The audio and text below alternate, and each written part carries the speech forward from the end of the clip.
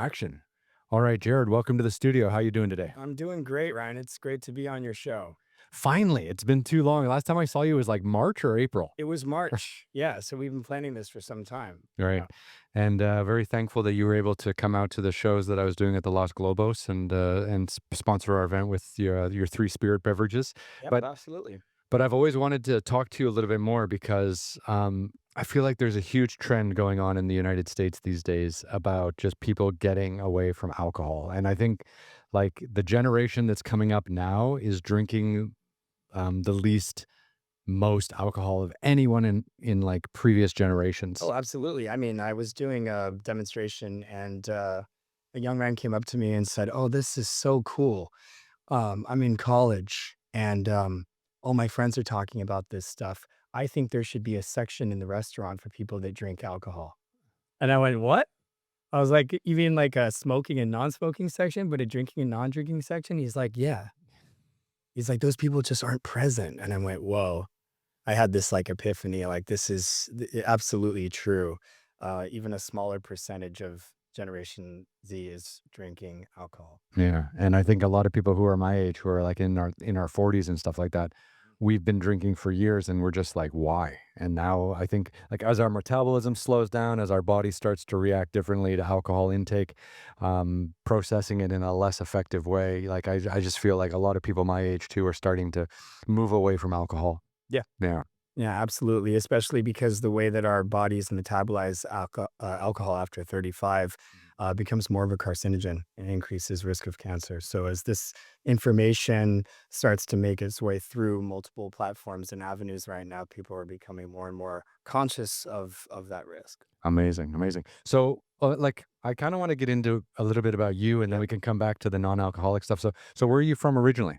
So I'm from Newbury Park, California originally, so just 45 minutes northwest of where we are.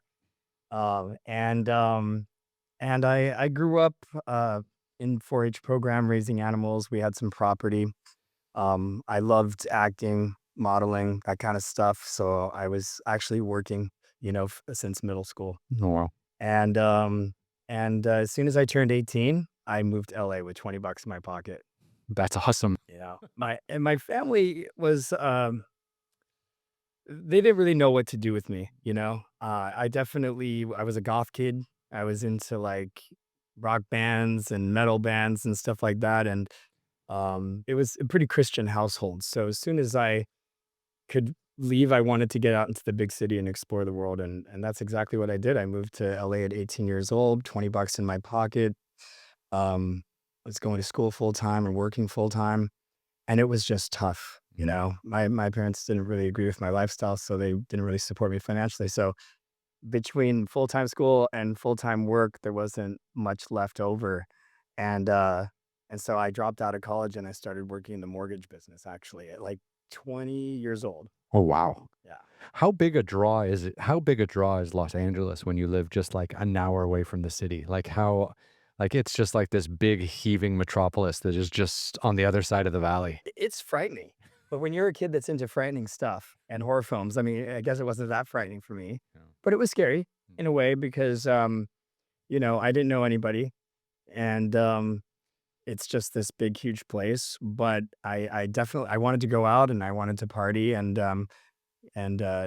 though there was alcohol problems with my mom, um, and she actually passed away, last year, I believe that the alcohol abuse had a lot to do with the, brain problems that she ended up developing in, like, a Parkinsonian and dementia, Lewy body dementia sort of way, so I'm really sorry to hear that. yeah, it's too bad, and you know what? You'd think that I just wouldn't wanna drink after all that, but I really did kinda wanna party. I thought that I was different and I would do it differently, so as soon as I got to LA, I was hitting the clubs and, that pretty much continued for years, but didn't really affect me in the way that it started to affect me later on. Hmm.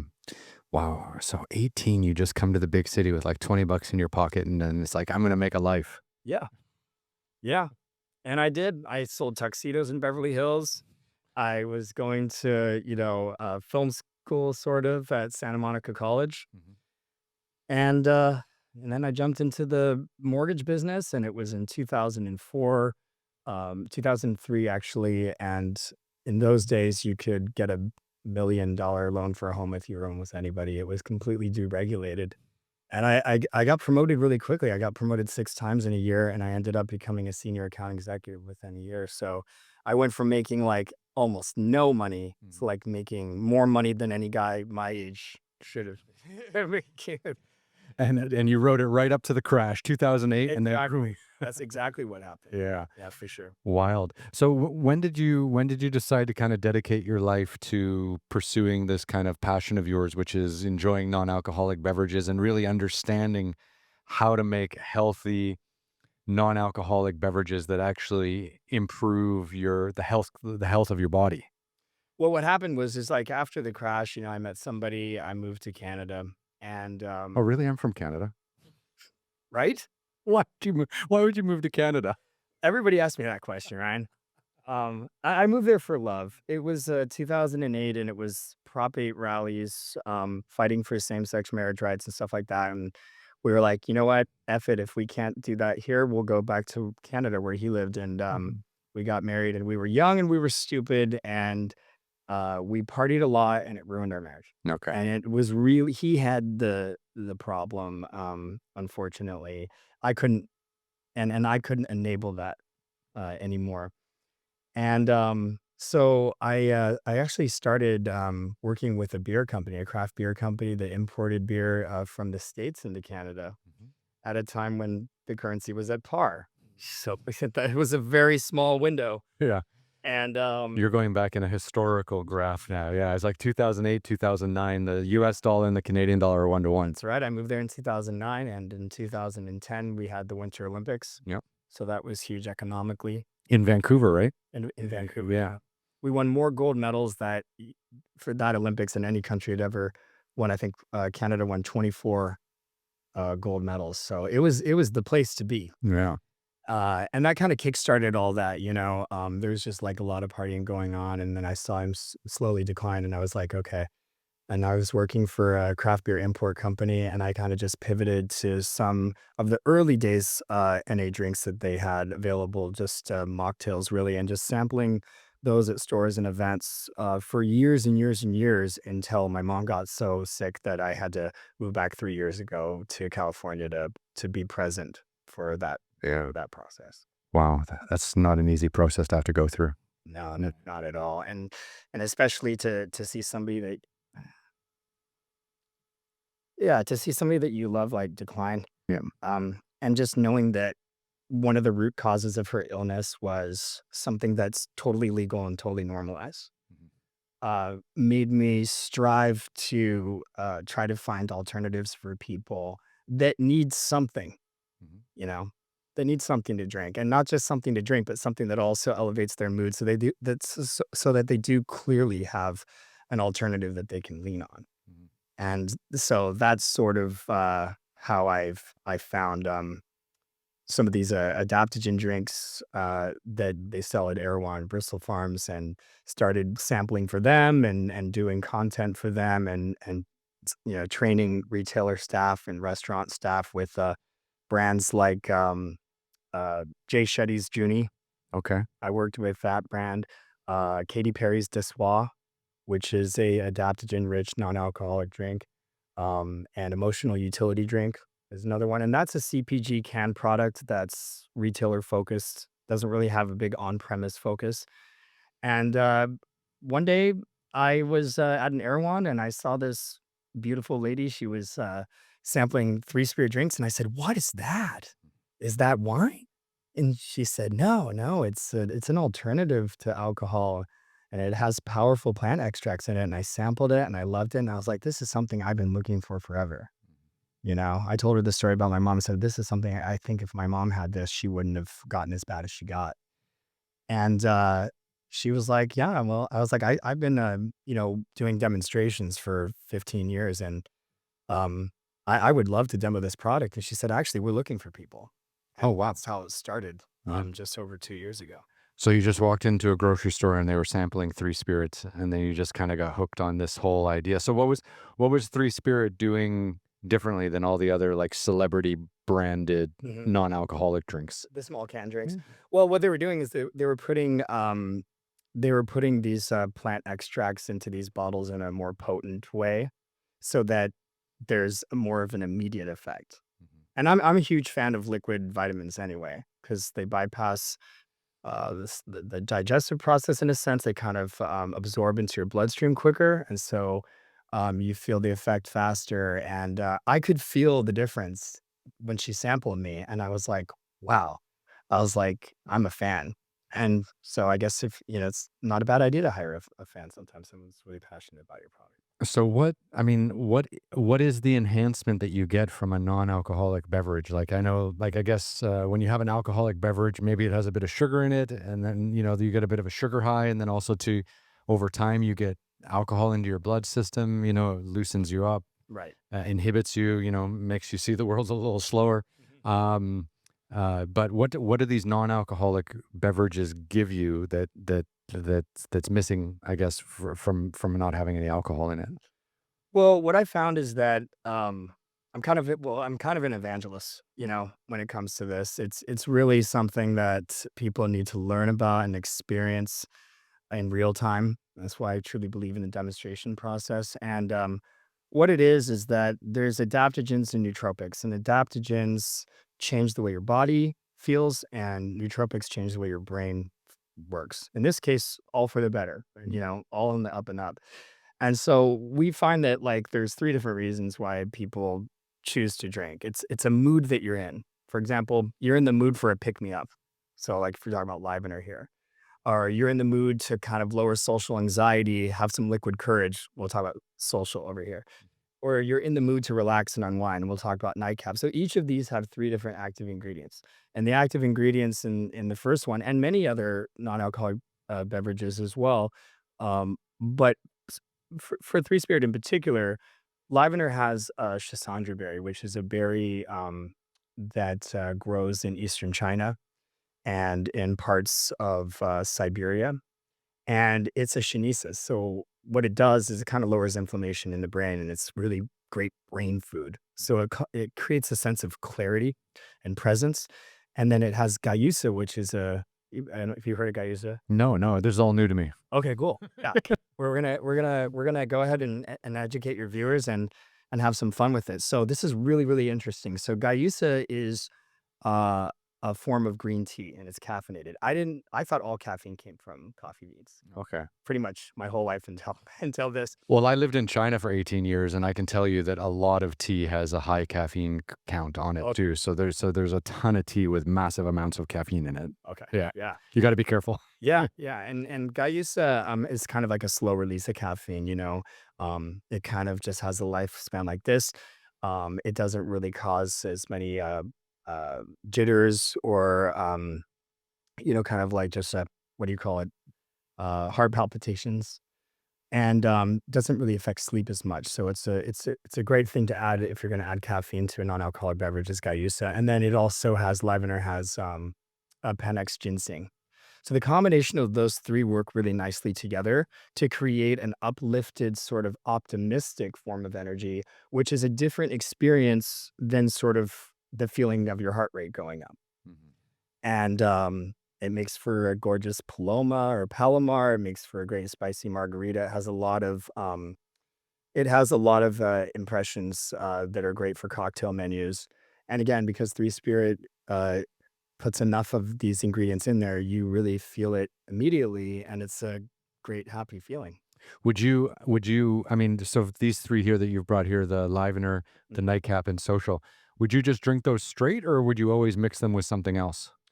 It's a question I get a lot. Honestly, you can take shots of them, and you can also, mix them with almost anything. Mhm. There's tons of recipes on their website and on, their TikTok and Instagram. They're very social savvy, and, it's incredibly versatile, Mm. as a drink. But just like any if you were to talk about hard alcohol, you can take a shot of tequila, you can take a shot of any hard alcohol, or you can mix it into a drink, so it has both applications. That's interesting. That's wild. Yeah. I mean, because like I go out quite often here in LA, and you go out for meetings and stuff like that. And you look at the menu that a lot of restaurants and bars have, and their non-alcoholic offerings are terrible. Like they just put no thought into it at all. But I was just looking at some of the notes you have here and just how big of like a growing market like this is. Like it's growing, it's doubling pretty much every year, the non-alcoholic world. And I'm just wondering, like, when are the restaurants and bars going to catch up to the fact that people still want to go out and socialize, but not necessarily want to drink too much alcohol and then have difficulties the next day? Yeah. Well, absolutely. From a business perspective, the way that bars and restaurants work is they usually have a distributor and they have like a volume situation. I don't know what their contract is, if it's a volume discount. So if a distributor has a non-alcoholic option available that they use, it's a lot easier. In some cases, they have to go through a third party. So that's one factor. The more distributors that pick up non-alcoholic brands, the easier it is for bars and restaurants. It's not necessarily that they don't want it and that they don't see the decline in alcohol sales, but it's just a matter of distribution. But moreover, I think that there's some hesitation that perhaps, especially functional non-alcoholic beverages, are going to somehow take away from their alcohol sales, leaving them with very few functional NA options for people to choose from as this shift happens. Sure. And the reality is, I mean, like alcohol is not going away. It's evolving. It's evolving. Well, it's maybe it's not evolving. Maybe it's kind of declining, but we're not out there to create a prohibition. We're not out there to say, you know, you better hop on board now because everyone's shifting this way. We're just saying that right now we're in a total moderation management phase where this is a ultimate tool. And they've never had more options than they have now. So they're starting to come around. Mhm. And I think that we're in the middle of like a big wave right now. Yeah, I mean, as long as the price is the same and the margins are somewhat the same, like, you think the adoption would be a little bit faster. Which is true, Yeah. absolutely, and you'd think it would be faster. Um, but as the demand grows, I think the restaurants, bars, hotels, and clubs that are early adopters are going to, um, they're going to see a huge return on their investment, because people right now are actually searching for what restaurants carry Three Spirit. Mhm. You can go on the website and type in your zip code and just click bar restaurants and you'll see. They're just Googling like who has functional NA beverages around me, restaurant, whatever, ask ChatGPT, ask Google, and choosing where they're gonna eat based on what kind of non-alcoholic options they can drink, Mhm. which is fascinating. Yeah, I mean, that, like, you think about going back 20 years, no one would do that. No. No one. I love this, you gave me a little cheat sheet here, and I'm gonna just read a few things to make me look smart, but, For sure. but you've got here alcohol and its impact. So, last year in the United States, there were 16,000 homicides, Yeah, and about 45% of those homicides involved alcohol. And right. 4 out of 10 murders in the United States, the, perpetrator was actually intoxicated. Yeah. That's insane. It's insane. And right now, as we all know, we're living in an interesting time. And I think that instead of pointing the finger at certain groups or ethnicities, when it comes to an excuse to lower crime, the true easy solution is to support non-alcoholic beverages as a matter of policy. Yeah. And because the fact is that people are dying. Um, you know, there's 40 to 45% of homicides involve alcohol, 45% of assaults, and let's see, 37% of sexual assaults. And then it goes on and on with family breakdown, health costs, the burden on the American health system, and also lost productivity, people getting fired and stuff like that. So Yeah. it's a real why not question.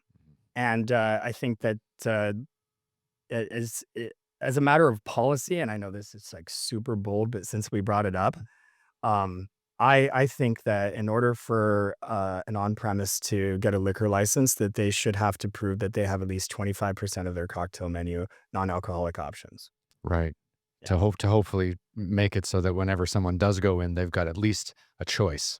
absolutely. Yeah. You know, a choice. I mean, there's that conscious choice of like, let's say somebody's an angry person and they know it, and they get to their third drink or their fourth drink, and they're like, ah, I don't want to be that person. You What want to be can I Dr. Banner who turns into the Hulk? exactly. Yeah. So you look at a menu that says, like, for example, Bar here in West Hollywood is really great. They have a section, a whole page of their menu that says mood elevators. Mhm. And who knows if somebody saw that and went, you know what? I'm gonna switch to this because I don't want to be that guy tonight. Mm. And that could be happening thousands of times across the country. Mhm. 'Cause it's interesting, right? Because like, we live in the United States, right? You can't fuck with people's freedoms, Right. but you can offer choice Exactly. and hope and just pray to God that people make the right choice. And that policy idea that I have has nothing to do with Three Spirit Drinks, has nothing to do with any of the brands that I've ever worked with, but it's just a personal opinion that if we wanna try to lower the rate of DUIs, offering something when someone's cut off at a bar, offering something more and better for you than coffee, tea, or water or get out is not a great just a great way to keep making more money, not just for you, but for your staff. But it's also a great way, to maybe mitigate, the risk that somebody is gonna drive home intoxicated. It's like, "Ooh, you know what? I can stay longer, and they're telling me I have these options." You could simply hand them the NA menu, Yeah. be like, "Stick around, relax, enjoy yourself. These drinks are not gonna intoxicate you." Yeah. It's interesting, like, I spent a lot of time, like, living in Europe and stuff like that, and, obviously, European cities are, much better organized, they have, like, public transportation, et cetera, so that when people go out and they wanna drink, they're usually smart enough not to drive. But Los Angeles is a quite specific beast of a city because everyone has to drive everywhere all the time, Yeah. and there's really no public transportation, so you're either taking an expensive taxi or you're driving yourself, and the fact that there's, like, almost no non-alcoholic options out there in the marketplace or 1 or 2 bars every, Mhm. couple miles. Like, it just puts so many people in danger on a daily basis because people feel like that if they're gonna go out, they're gonna drink, and then they feel like, "Oh, they have to drive their car home," which is insane.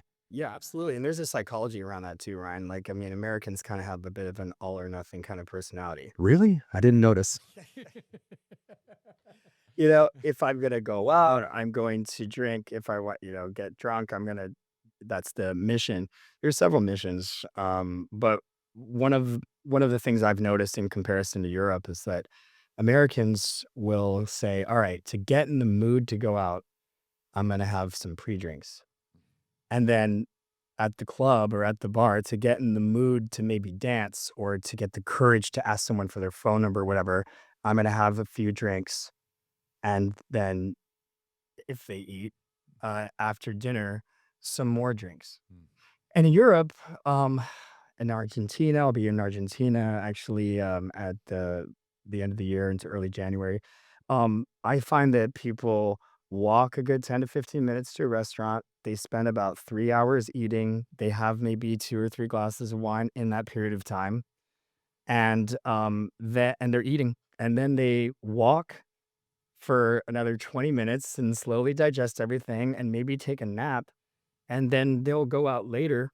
The clubs really don't even get busy until, like, midnight or 1, Mhm. and they stay open later, and so that's such a different, way of partying, if you wanna call it that. Whereas I find that, in the States and in a lot of cities, and especially in Los Angeles, it's a drink to get drunk kinda thing. There's a lot of excess. Mhm. There's a lot of less eating and more drinking. And finally, people are starting to get over it. Yeah. And once they see that there's other options out there, especially feel good, exciting options that keep the vibe, can actually help if you want to like switch, they actually help you keep the buzz under control Mm. before you go out of control. I mean, being out of control and acting a fool, it's it should be something that comes naturally.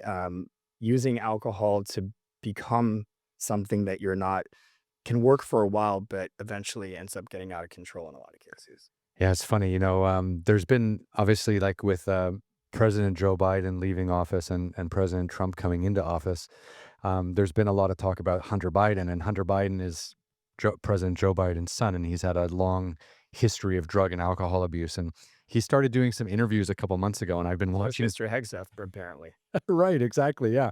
But Hunter Biden, I've just been watching some of his interviews, and he's tried everything, like every drug you could ever imagine. He's so open about it. But he says alcohol is by far the most dangerous thing he's ever touched in his life. And it's crazy that that's the one that's legal, right? Yeah. Yeah. Yeah, absolutely. And it's usually the gateway drug. I don't find that marijuana cannabis personally is as much of a gateway as the government may have wanted to preach.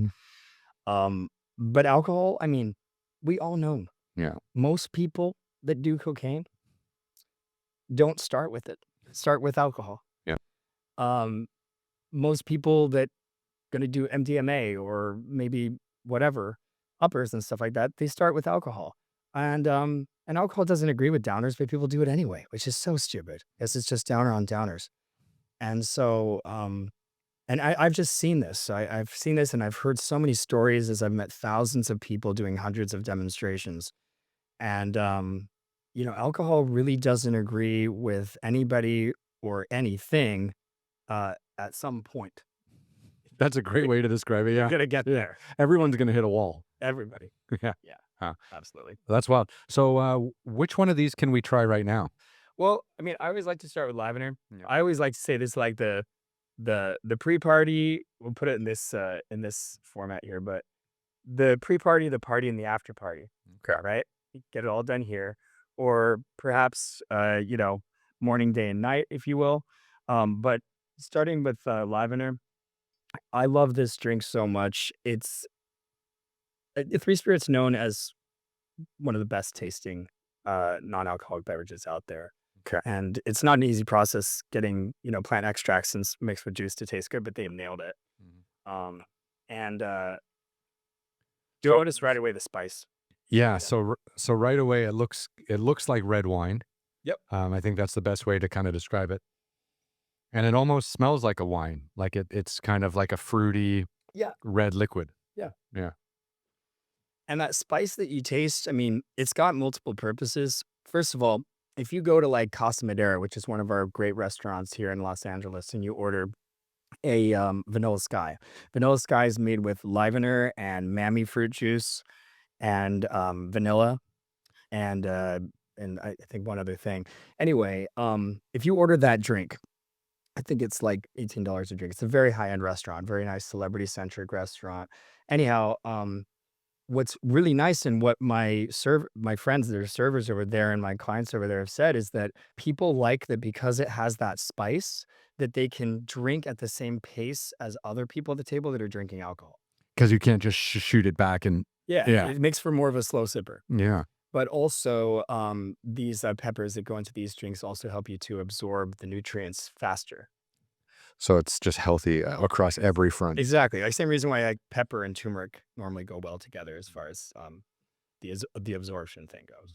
So I mean, like, how big is this movement? Because it's funny, like, a bunch of my friends and I were all in our 40s, and we were all talking about how like the new generations just aren't interested in drinking. Yeah. Maybe they do, use marijuana products or use edible marijuana products or stuff like that, or maybe they're just not using anything. Mhm. But it seems like my generation is like the last hard drinking generation, maybe for a long time to come. For sure. And it's our generation. I'm gonna be 42 in January. Okay. And you're absolutely right. 100%. 54% of adults in the US don't drink. Really? Yeah. The majority of adults in the US are non-drinking. Sorry, 54% of adults in the US currently drink. Okay. Okay, so that's the lowest ever. Gen Z and millennials, right? Their whole movement is feel good, not drunk culture. Mhm. And the NA drink market has gone up by 175% between 2019 and 2024. 175%. In 4 to 5 years. Yeah. Yeah. That's amazing. So this is a trend that's clearly growing. Yeah, I mean, people, it's all about energy, calm, focus, connection, better nights, better tomorrows. especially with brands like Three Spirit. And it's also kind of a safety net for the nightlife industry and the bar and restaurant industry right now that are seeing the sharpest decline in alcohol sales ever. Alcohol sales have always represented around 22 to 30% of revenue for a restaurant. Really? I didn't know it was that high. Yeah. And so by offering these drinks that are, in my opinion, still a good profit margin, they're able to, I think, have the longevity as the movement continues to grow away from alcohol.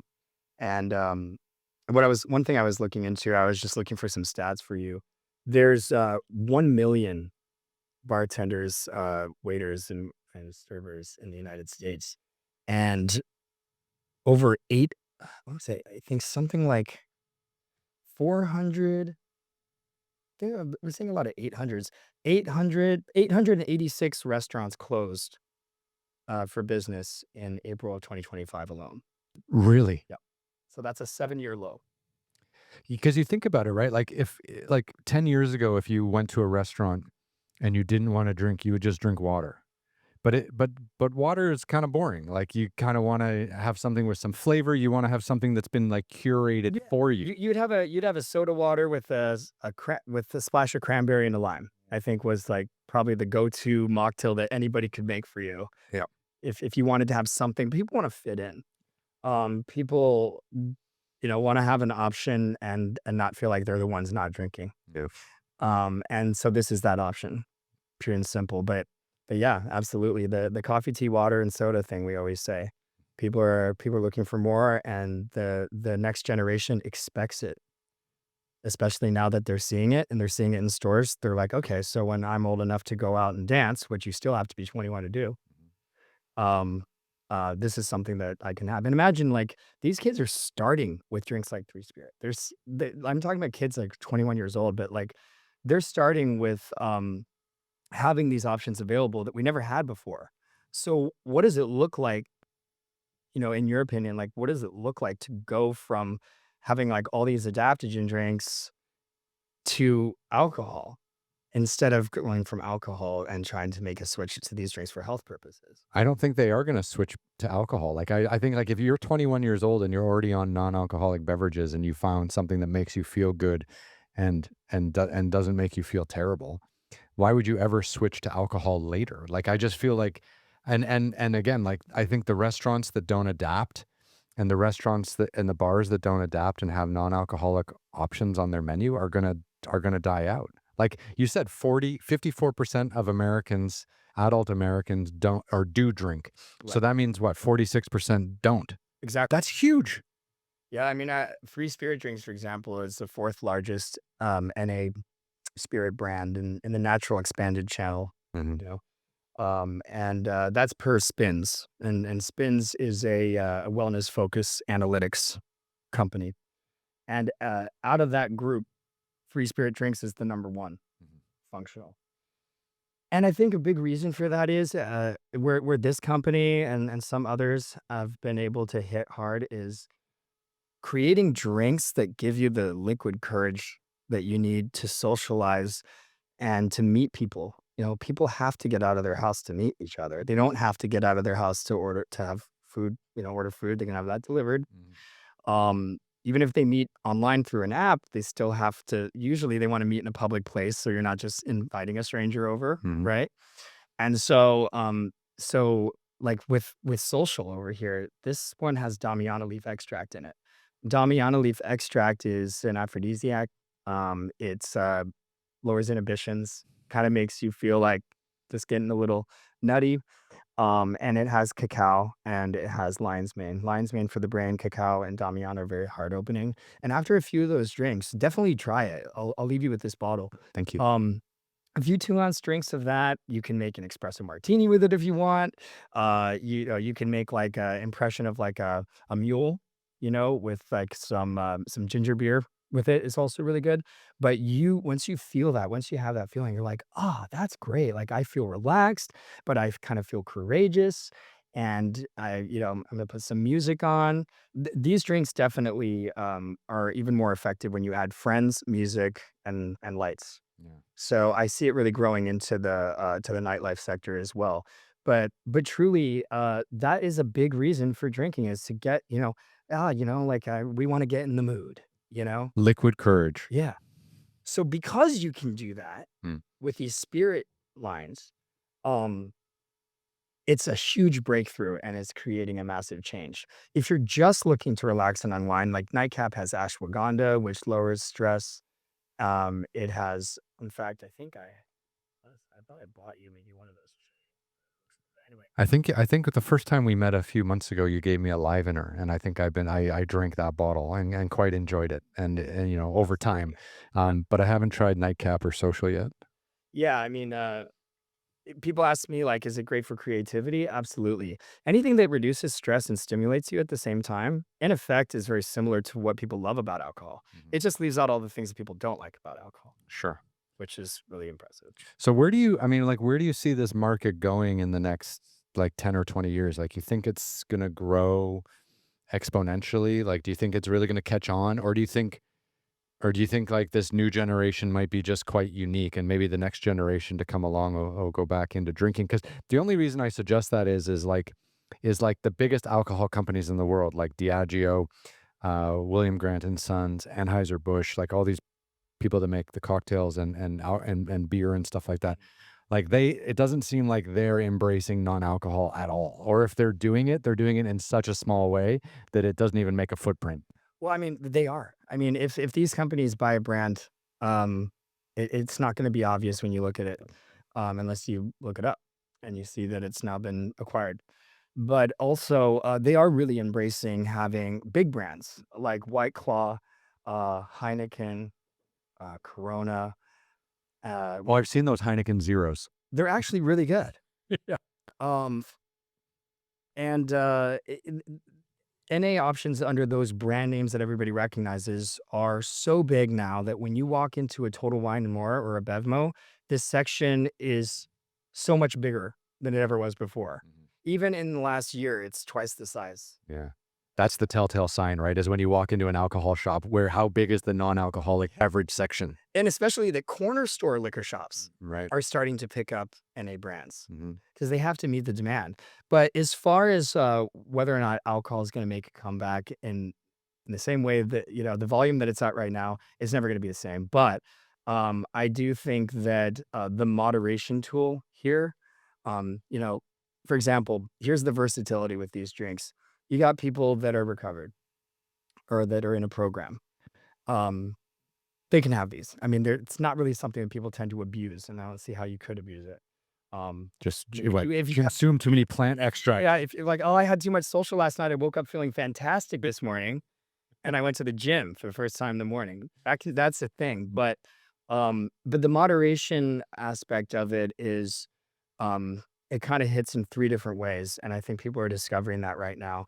One way to do it is to say, "Okay, I'm gonna have a half an ounce of alcohol with a botanical drink that brings up a vibe too. So you don't need as much alcohol to get to the same level of happiness because you have the plant extracts to increase your vibe. So two vibes. It also can kind of detoxify as you intoxify at the same time. So that would be like the mixing strategy of moderation. Mhm. And then there's the one and one. And you could do that. Like I sometimes if I'm gonna have a drink and I really don't drink much anymore, but, like, I'll have a Corona, and then I'll have their non-alcoholic Corona, which tastes just like Corona, and then maybe I'll have another Corona.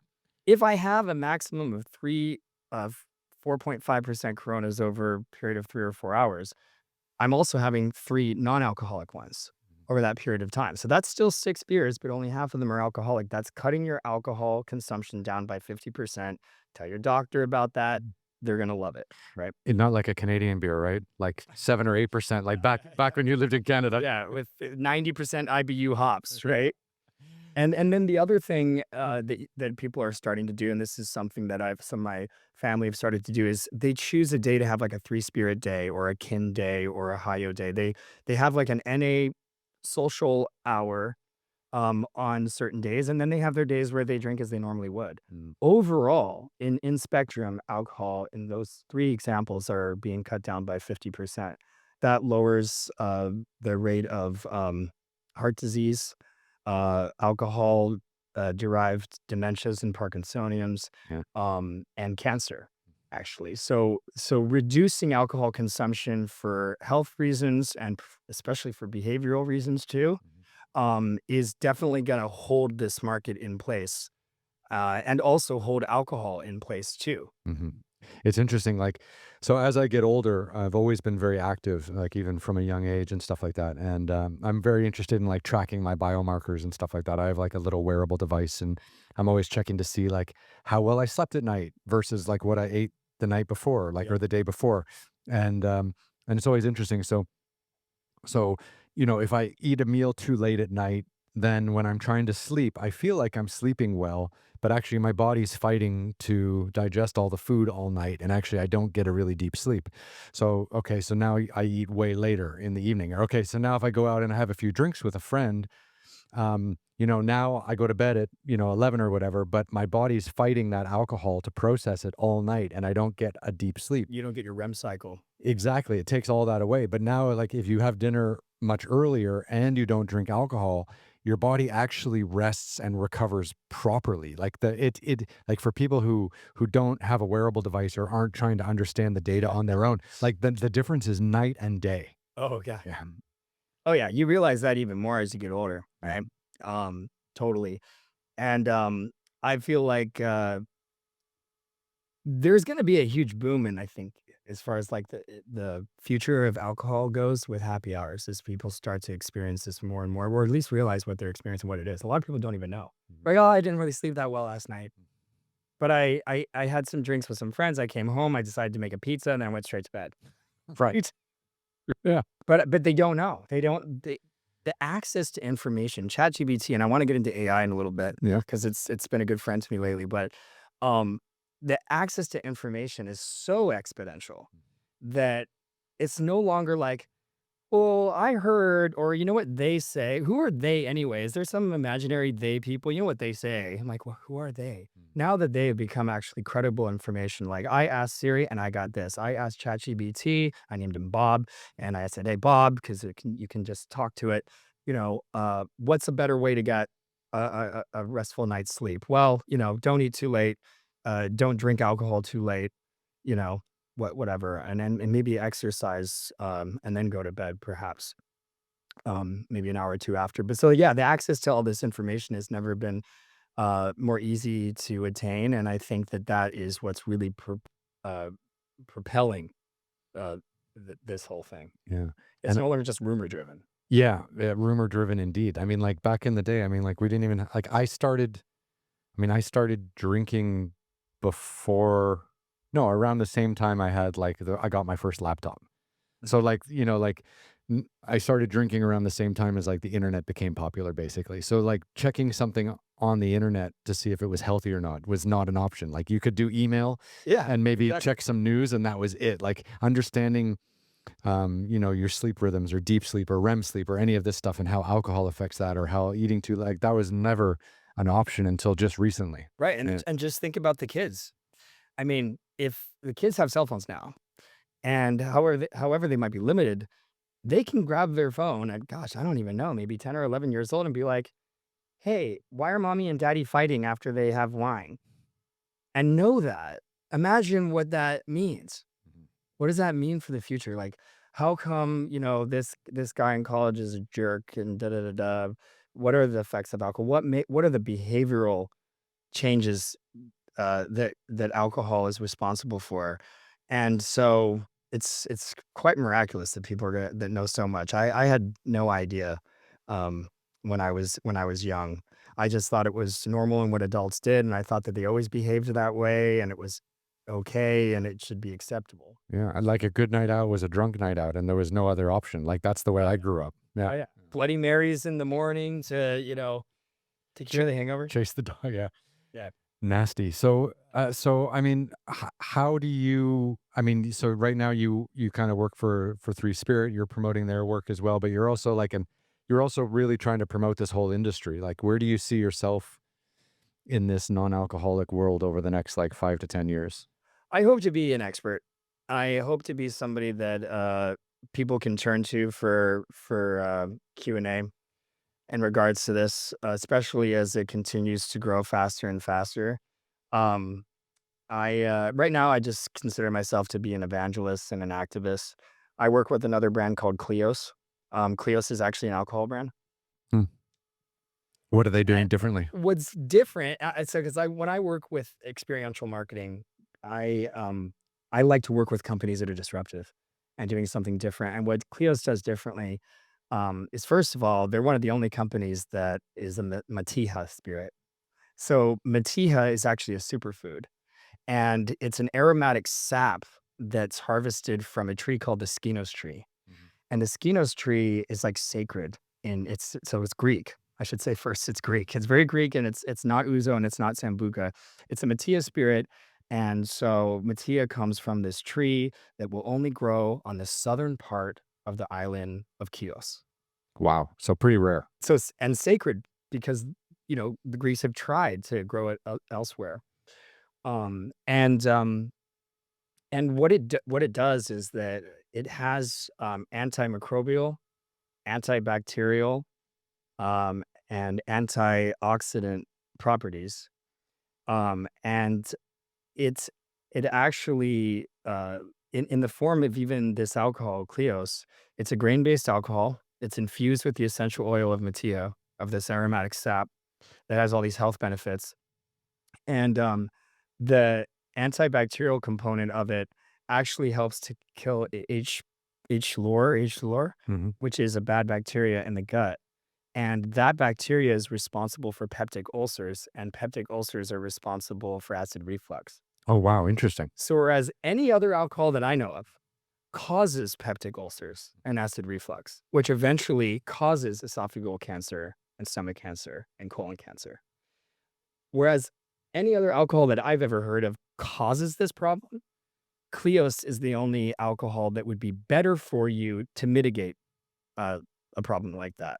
And it's a magical drink. It tastes amazing. It's like a lemongrass, minty, cucumbery kind of taste. It goes with anything on the back bar. So Jose Andres, famous chef, calls it the bartender's olive oil. Hello.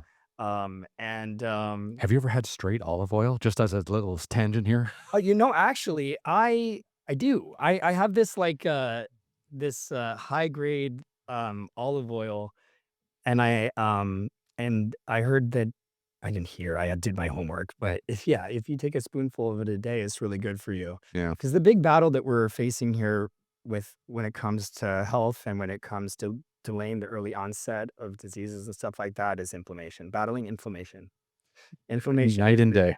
is it's the enemy. Yeah.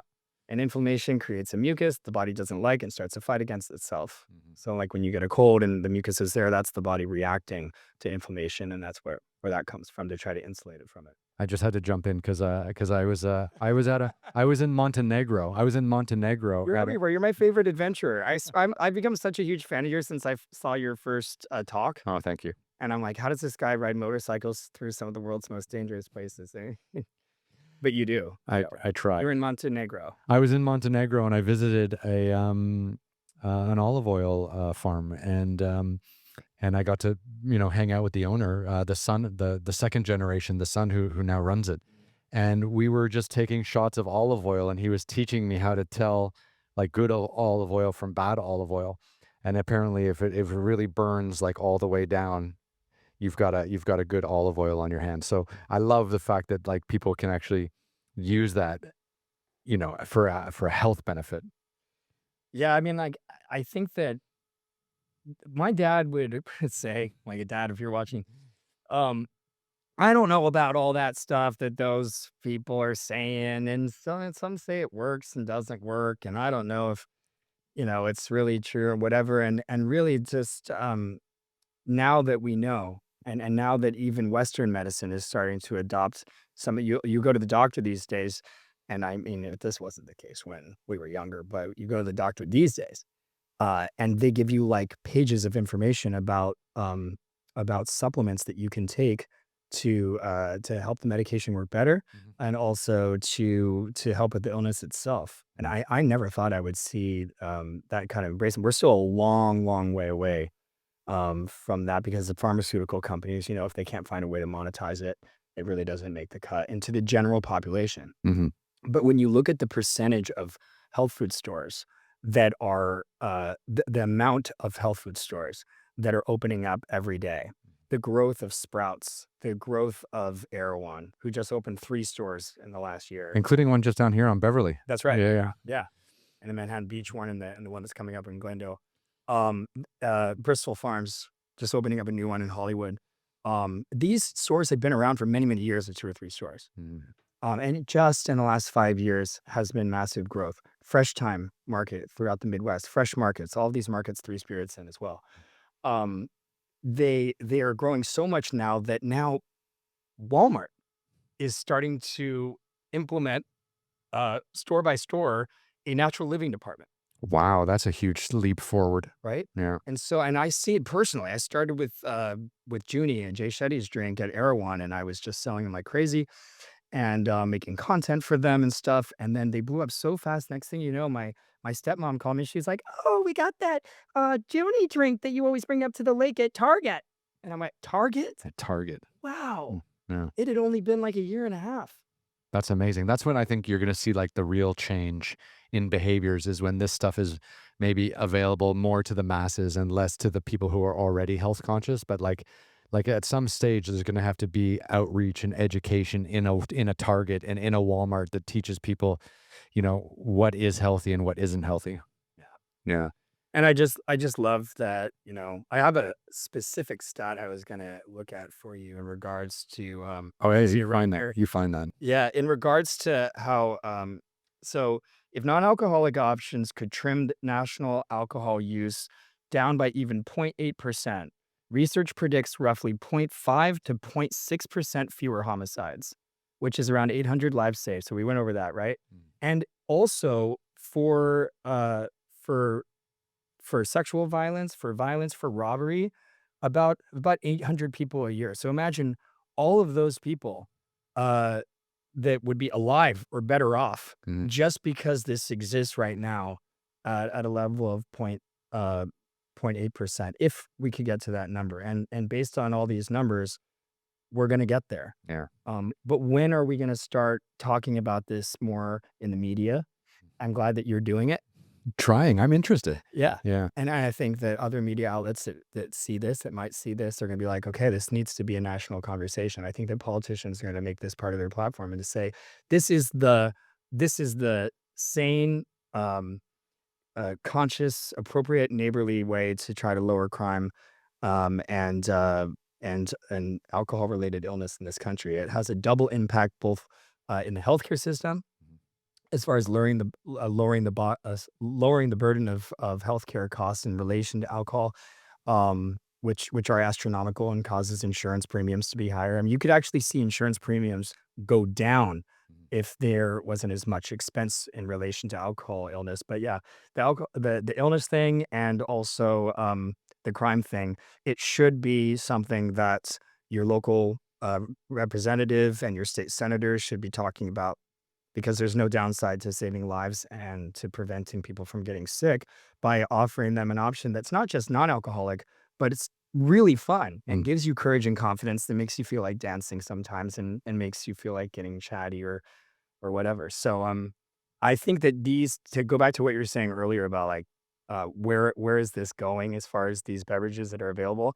I think they're going to get stronger, Mhm. strong enough for the young generation that's obsessed with instant gratification uh, to adopt. And I think that they're going to start to incorporate more supplements and stuff like that that are out there, and not just the plant based extracts. I think that when that happens, we have a major shift. Yeah. That's interesting. I had a divorce lawyer on the podcast a few days ago, and we were just talking about like domestic abuse and stuff like that, and um, and how a lot of it goes unreported and whatnot. And we didn't specifically talk about alcohol, but we did talk a little bit about substance abuse. And I'm just looking at some of the statistics that you've prepared here, like 4 in 10 murders, someone's intoxicated.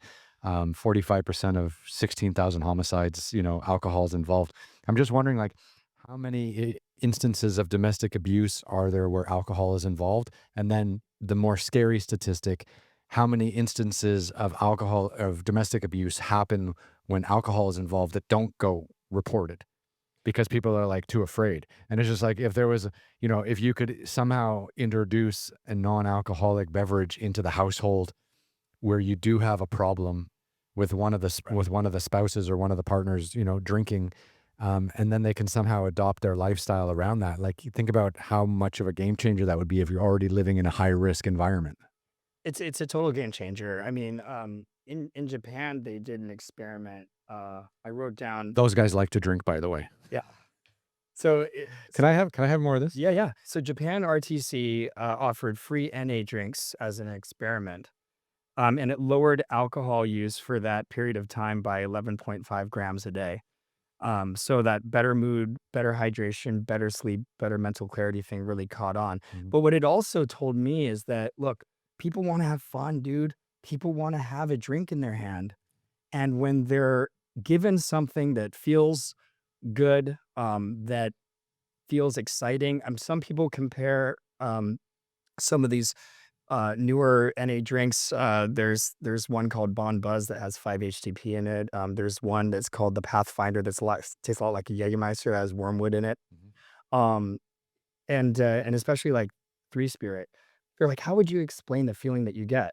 I'm like, well, when you have a few cocktails of these drinks, you kind of feel like with that feeling when you're hugging a puppy. You know that exciting feeling, Mhm. or that feeling of when you are seeing a friend that you haven't seen in a long time, or you're walking through the doors of one of your favorite places, in Montenegro, you haven't been there in just so long, and you're like, that feeling is achievable with natural extracts and supplementation and stuff like that in the form of cocktails. Mhm. And so when people experience that in real time, they don't necessarily want to put it down and pick alcohol back up. Mhm. I went to my brother's, no, my sister's for a Christmas party. Um, Couple years back, and I brought Three Spirit Livener, Social, Nightcap, and Sharp and Spark, which are our sparkling wine alternatives. And I started, doing my thing, just like mixing drinks and stuff like that. And everybody was like, enjoying the drinks because they had finished whatever their alcohol drink they were drinking, right? And then they kept on coming up and asking for more and more and more. And then like, only half of our guests went back to what they were drinking before, and I really didn't expect that. I thought they'd be like, "Oh, yeah, Jared, cool. What are you working on lately?" Yeah. Ooh, it's herbally," and then just be like, "I don't notice a bunch of a difference," and, like, there goes the next bottle of champagne, but that didn't really happen at the rate that I was expecting. I think a lot of people just drink because there's no alternative, and I think a lot of people just drink out of marketing, or their parents did it, or they've built up this kind of like habitual habit, that, like a habitual ritual that they just go to all the time Oh, yeah. because there's no alternative. Exactly. I mean, like, there's a lot of, 40% rules. This is lovely, by the way. I quite like this. I'm It's glad to have you on the podcast. Here there's a lot of, like, 37 to 40% in this when it comes to crime. Mhm. Not just homicides. And there's also that same percentage when it comes to people that don't drink in this country. So nightlife is really, really at risk right now. And the best way to solve that problem is to have beverages that bring people that never really went out, or people that stopped going out back out. Mhm. And this is the way to do it, because think about all those millions of people. You're talking about almost half the country that don't go out because there's no reason to. They go, so what am I going to do if I go out? What am I going to drink? I don't drink. If I don't drink, I'm not going to have fun because that's what I was taught. Mhm. That's what society has put in my brain, that if you're going to go out to a club, you're probably not going to have fun unless you drink. Yeah. So this could be a whole new world, and I really think that if it doesn't happen, if they don't have at least a good, like, set of NA beers, a good set of NA wine, and then a really good set of functional spirits, that you'll see so many clubs. It's already happening now, but shutting down. And to that point also, what do you think of raves? Have you ever been raves? festivals? I've never been to a rave, Okay. and, I went to one music festival once, but I was photographing it, not a participant, so I wasn't drinking or participating in any other drug use or anything like that, so I was stone sober. Okay. So, not really my scene. Okay. I'm more of a like, I think when I was drinking, I think when I was younger, I started off drinking, beer and stuff like that because that was kinda what was available as a student in Canada. And then a funny story is, our senior floor, resident, like in Canada, we called it a don, like our senior floor, Yep. like, member who lived in residence with us. He was Scottish. His name is Robbie Butler. Shout out Robbie. And, Wow. he got me into whiskey. He's like, Okay. "What are you drinking this Canadian beer for? Come over." He had the, apartment at the end of the hall, and, he was kind of responsible for all of us. I was like 18 He was or like the hall monitor, yeah, and he would have given you scotch. I well thought they were supposed to, like, limit that stuff. I love it. as if Okay. in Canada, if you're 19, you can have a drink, right? So we would all drink with each other if we're over 19. But he made me a Glenfiddich 12 neat, double shot, and I would just taste it, and I was like I was just like, well, this is my drink for the rest of my life, and it was spectacular. And then I went through my whole life drinking pretty much single malt Scottish whiskey. And then I went to Speyside, and I went all through the Highlands, and I loved it, and I visited all the distilleries, and I loved it.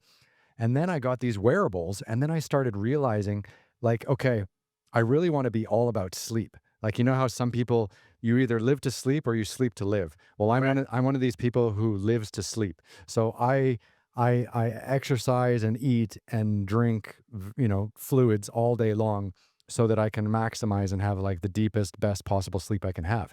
And in the last few years, I've recognized like alcohol is completely destroying my sleep. Mhm.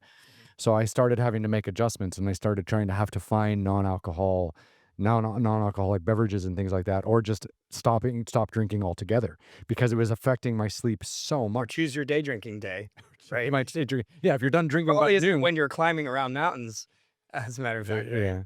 Well, I mean, it was wild. I mean, back in the day, I would make, every time we did a series of television, I would make the guys that I worked with, my crew, a flask. And it would say the name of the show, the season, and their name on it. But after like 7 or 8 seasons of doing this stuff, we had 7 or 8 flasks, all of us. So we would just load them up with whiskey. And then we would go out for like 2, 3 weeks into the wild. And every night we'd sit around the fire and have a little whiskey. And that was really nice because you're exercising so much, you're burning like 6,000 calories, 7,000 calories a day. Right. And it wasn't really hurting us like to the same point. We were sleeping really well. But it's where it really does hurt you is when you're less active, when you're living in the city, when you're not exercising enough. Like Absolutely. that's when it just fucking kills you. Oh, absolutely. I wouldn't recommend that people drink alcohol at all Yeah. if they don't exercise, at all. Yeah. The strain on your organs and on your heart and everything else, extra weight just adds to that. And lack of circulation just keeps it in places where it shouldn't be for longer. Yeah. And like what I was saying about the festival scene, that is a huge growing space. I mean, these festivals now. I remember Electric Daisy Carnival was just in LA, at the Coliseum, and now there's 5 of them, and they had 400,000 people over 3 days. Um, Isn't Coachella like next week? oh God, I don't know. I Or coming soon? it's like people spend all that money just to go in there and get a selfie. I think, it's fun. I really love this world, of music and of peace, love, and unity and respect and all those things. But the biggest liability that these promoters have right now, and the festival scene at large has right now, Ryan, is alcohol being mixed with recreational drugs. Because before it was still a risk, but, we're talking about 50,000 would be a massive. Now we're talking about like 400,000 people, and, the risk is so high of liability when alcohol is being mixed with recreational drugs. Alcohol doesn't agree with really any recreational drug. What kind of recreational drugs are we talking about at these festivals? Because like I just don't go. Okay, so at festivals, I was a raver when I was a kid, Yeah. so Walk me through it. but when I say when I was a kid, I mean, like, in high school, but whatever. It was a different time then. That's just like my parents She's used a big to one. say, yeah, yeah. So, yeah, ecstasy, there's ecstasy, there's cocaine, or ecstasy is like MDMA. So MDMA, cocaine, and there's ketamine. And yeah, there's marijuana, and there's mushrooms. I don't really know what else, but I know that you shouldn't, because you'll hate it. You shouldn't drink alcohol with psilocybin, mushrooms. It'll make them not work. It makes people, from what I understand, it makes people feel really shitty. And it's the same kind of thing with THC. People get uh, what they call greened out or cross-faded. Mm. So unless somebody has like a huge tolerance and for a long time or whatever, you really don't see a lot of that happening. And when it comes to those upper drugs like the cocaines and the MDMAs and stuff like that, it increases the chance of overdose by double. It doubles it out. Really? Yeah.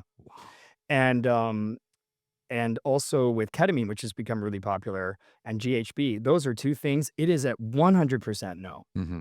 You can K-hole and die if you mix alcohol with ketamine. And with GHB, I had two friends when I was in my early 20s, I'm 41 now, that that overdosed on GHB by mixing it with alcohol in the same month. One of them drove his car over that overpass that connects like East Hollywood, that kind of goes out towards East Hollywood over to like Western Okay. freeway overpass. Mhm. He drove his car over that onto the freeway and killed a bunch of people and created a massive pileup. Holy. In West Hollywood, having mixed GHB with alcohol, GHB known as the date rape drug, you know. And I've seen so many overdoses. I've lost so many friends due to either alcohol or what kind of drugs alcohol made them do. So now when you're looking at a space full of like 100,000 people that are doing different drugs, which they have free will and they have that's their business to do. But in that environment, um, non-alcoholic options and functional healthy drinks with extracts and feel good ingredients, um, those are now gonna, I think, become the biggest way to keep not just the festival world alive, as the new generation gets older, but also to limit the amount of liability in cases of overdoses that are happening at exponential rates now at these festivals. Yeah, I mean, like the biggest reason why, like, I don't like crowds, anyways. But I mean, if I was to go to a festival, like the messiness of people around me would probably bother me at some stage. But if you could get a bunch of people just high who are enjoying life, who aren't mixing with alcohol, maybe that would be a much nicer scene. Because you're probably not going to stop drug use, but if you swap out alcohol for non-alcoholic options, maybe you'd save a few more lives and make the festival a little bit nicer for everyone. Yeah, Yeah. yeah, like I said, I mean, like there's There's not a lot of people smoking marijuana or doing mushrooms that get super violent. exactly. I've never seen any stone people fighting, really. No, not at all. It's the coke that makes people angry. Yeah, yeah, and I've never really seen people that are taking mushrooms. And when we're talking about recreational drug use, that is in no way has anything to do with an opinion of any of the brands that I've just mentioned. Yeah. It's simply my personal opinion as an independent contractor that's been in this industry for a long time that people shouldn't really fuck with alcohol and drugs. And if they're going to drink something, they should drink something that complements what they're doing instead of making it dangerous for them. Yeah. Period. Yeah. It's wild, we're doing what are we doing? We're doing the Lavender. livener. And already I can feel like, okay, when you drink it, you get that like warm belly feeling, Mhm. which is kind of nice. And also too, whatever it is that's in here, and we can get into the exact Yeah. ingredients. Like it's definitely has an effect on the brain. Like you can feel, a sharpness or an awakening, like something is kicking in. Yep. And the fact that that's kind of like all natural and not toxic, is quite exciting. Yeah. Yeah. And I have a restaurant that just opened up called Dear Jane's in Marina Del Rey, and they actually have a drink called Third Time's the Charm where they mix all three of these together. Oh, is that a thing? It is now, I guess. And I said, wow, that's 9 different adaptogenic nootropic ingredients. And people are already raving about it. They've only had it on the menu for like a month. Mm. So like you can even mix social and lavender together. You can mix all three if you want. But when tell me how you feel when you add a little bit of social here. Yeah. So Damiana leaf extract's the active ingredient. so the social looks exactly like the last one. It's kind of like a red liquid again, kind of like looks like a really, really thick red wine. Mhm. Yeah. Yeah. And again, like the combination of the three, I think, is really important. There's even more active ingredients, but that lion's mane and cacao and damiana are really important. Damianas, I think it's called like the friendship plant or the love plant in South America. It's I've determined that it's probably what they used to drink before the Spanish brought alcohol, Yeah. because they were drinking something and they were making outfits and they were having celebrations and stuff like that. So going back to what indigenous peoples drank before alcohol was introduced is really exciting and interesting. Mhm. You probably heard of kava. No, tell me more about that. Okay, so kava it's a ceremonial drink that's really popular in certain places in the world, and in Fiji especially, and it is a bit of a mild sedative, and so it lowers stress pretty quickly. Mhm. And Which is really important these days because we're all freaked out and stressed oh, you have to turn on the news to know what's going on, but then it's regrettable, right? Like about 30 seconds later, you're like, I don't know how much more of this I can take, every day. but it's important, obviously, to be informed. Nevertheless, I would hope that folks, when they do turn on the news, 30 minutes later, don't reach for a shot of tequila and instead reach for something like this. Um, but but yeah, um, I just think that, sorry, you'll edit this part, but I just forgot where you left off. No, it's okay. No, just about the news and about dealing with stress and the kava, yeah. Oh, yeah. All right. We don't edit anything here. Oh, We just have a chat. It's I'm, like, closing my eyes and getting ready for, like, to redeliver where I left off. it's all good. I had a podcast for a while, so that's where it comes from, but yeah, certainly, kava is, available in non-alcoholic bottle shops under different brand names, and mixtures, and it's a mild sedative, so it kinda numbs your mouth, Mhm. which is interesting. So if that bothers you, you won't love it, but kinda numbs your mouth, and it makes you feel kinda relaxed and, maybe kinda giggly.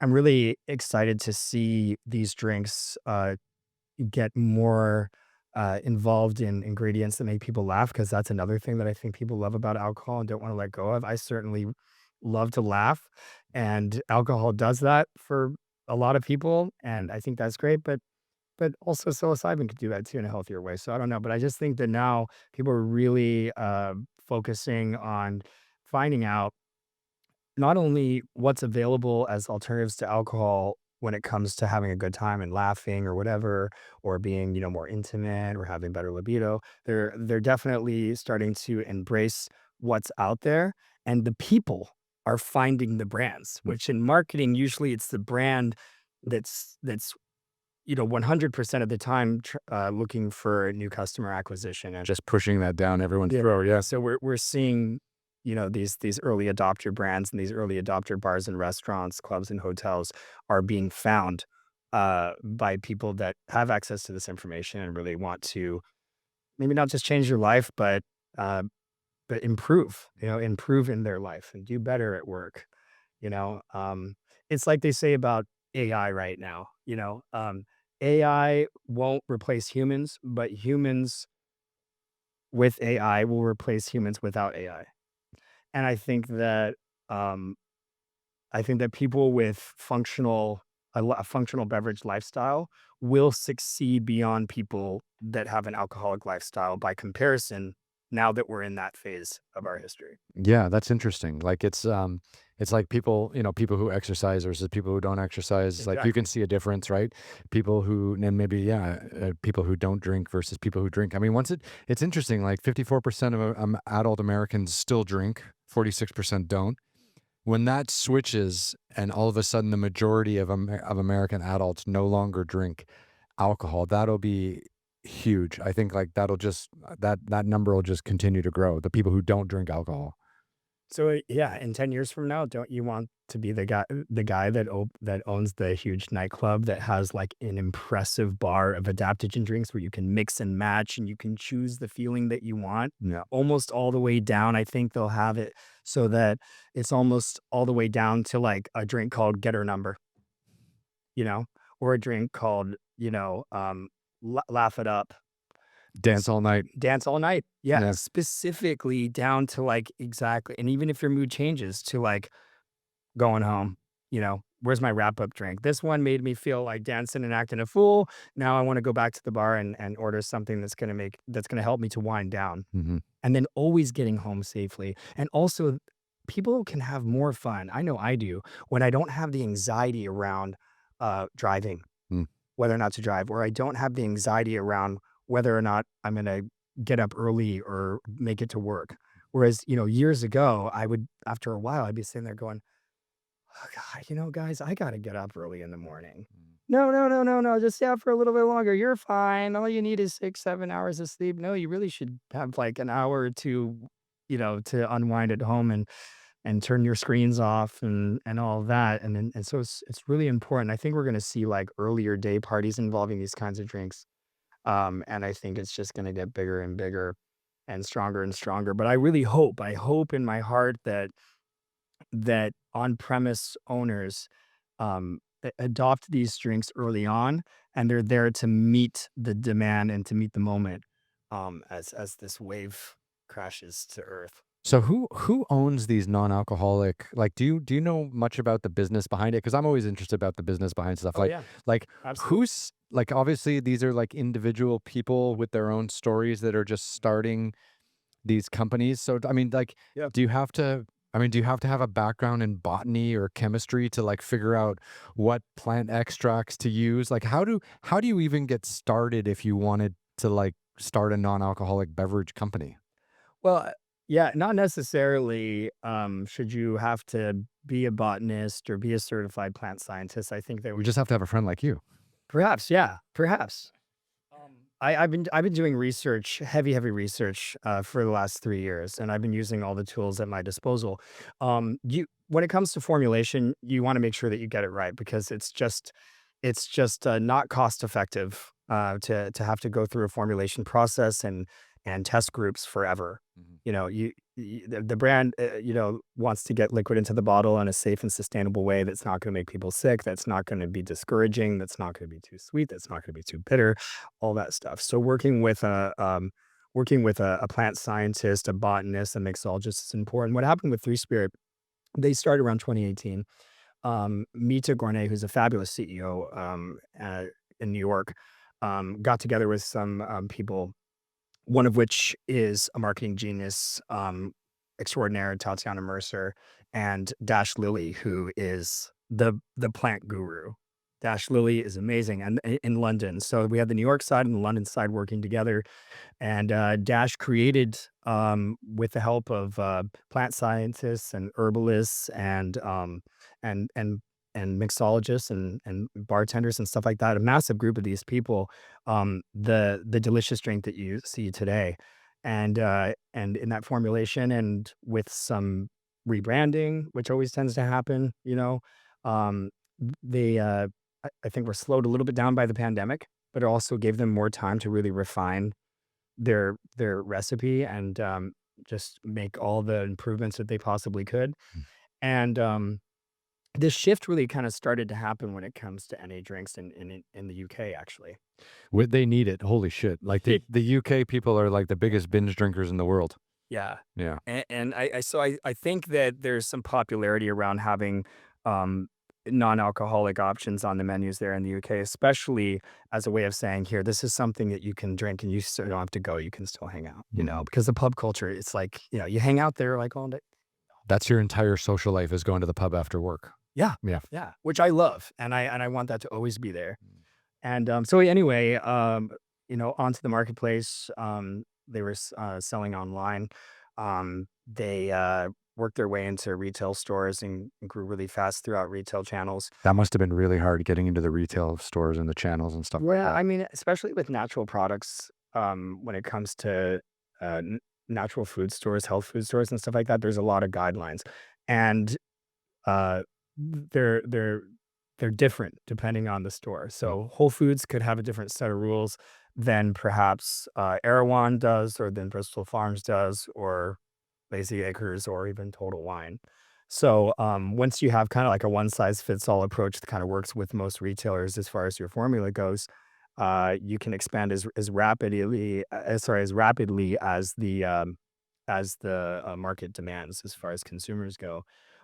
So it's people like that. I mean, there's actually a huge community of people that they call herb nerds, Mhm. and people that may have been considered like witches or just like mad scientists or just people that are you know um maybe just you know a little bit on the edge of it's not like they're opposed to Eastern medicine, but I know that, like, growing up, I would think about, like, the people in Topanga Canyon and the people on Venice Beach and how they're all into all these, like, herbs and things like that, and like, "Oh, that's, like, some sort of witchcraft," or something like that. No, now it's actually complete science, and it's those people that have been talking about these health benefits of these things for years and just been shut down over and over again that are now able to take the things that they used to make for themselves at home and actually put them into a bottle that you can get at your neighborhood health food store. That's epic.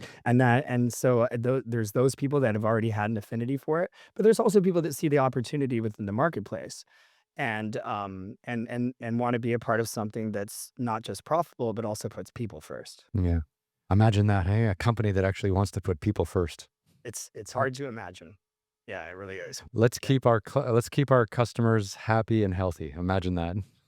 Yeah, I mean, that's how you keep them for longer. Yeah. And I think also, like, now because this industry is so new, it's like, getting your customer for life is an ideal, metric for new customer acquisition, and how to keep them is really important metric. So I'm excited to see it grow, and, I think it's great that people are gonna be like, "Yeah, I've been" in 20 years from now, like, "I've been drinking 3 Spirit for 30 years." They'll probably look 10 years younger than someone that's been drinking alcohol predominantly for 30 years. Mhm. So, I mean, that's really exciting. Alcohol just dehydrates so much, and when people just kinda go back and forth to water, not only is it kinda lackluster, and it doesn't really meet the moment, but it also causes, a lot of urination and a lot of bathroom breaks that people tend to not really have the time for, when you're sitting with friends at a restaurant or where you're out dancing at a club and stuff like that.